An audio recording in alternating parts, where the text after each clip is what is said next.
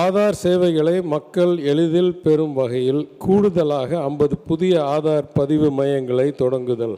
ஏற்கனவே ஒரு பல லட்சம் பேர் இந்த சேவைகளை பயன்படுத்தி கொண்டிருக்கிறார்கள். இன்னும் 50 மையங்கள் உருவாக்கலாம்.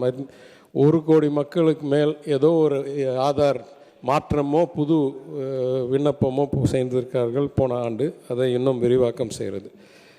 இரண்டாவது ஒரு முக்கிய அறிவிப்பு, பொதுமக்கள் அரசு சேவைகளை விரைவாகவும் எளிதாகவும் அணுகக்கூடிய வகையில் டிஜிட்டல் நிர்வாகத்தை ஊக்குவிக்கும் பொருட்டு சேவை மற்றும் பிற துறைகள் சார்ந்த சேவைகளை வாட்ஸ்அப் செயலி மூலமாகவே ஒருங்கிணைத்து வழங்க திட்டம் செயல்படுத்தப்படும். அதாவது இப்போதைக்கு நீங்கள் வெப்சைட் வரைக்கும் போகணும்.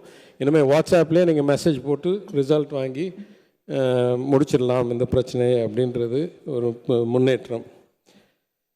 பல்வேறு அரசு நலத்திட்ட சேவைகள் வழங்கலில் வெளிப்படைத்தன்மை மற்றும் அவைகளின் செயல்திறனை மேம்படுத்தவும், பயனாளிகளின் அடையாளத்தை சரிபார்க்கவும் KYC நோ யோர் கஸ்டமர் கைபேசி செயலி மற்றும் பாதுகாப்பான எளிதில் விரிவாக்கக்கூடிய பொதுவான KYC இணையதளம் நிறுவப்படும்.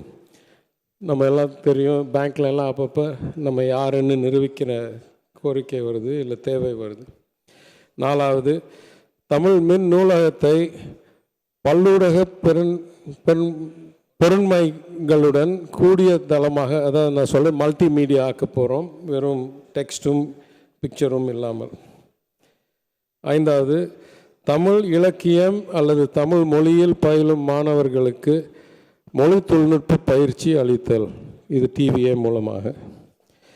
இறுதியாக நம்ம ITNT ஹப் மூலமாக தொழில்நுட்ப தயாரிப்பு வடிவமைப்பு திட்டம் டெக்னாலஜி ப்ராடக்ட் டிசைன் ஸ்கீம் ஊக்குவிக்கும் வகையில் மேட் இன் தமிழ்நாடு என்றதை நிரூபிக்கும் வகையில் டீப் டெக் மற்றும் பல ஹார்ட்வேர் மாடல்ஸை PPP மாடல் தனியார் பங்களிப்புடன் ITNTயில் செயல்படுத்தப்படுவோம்.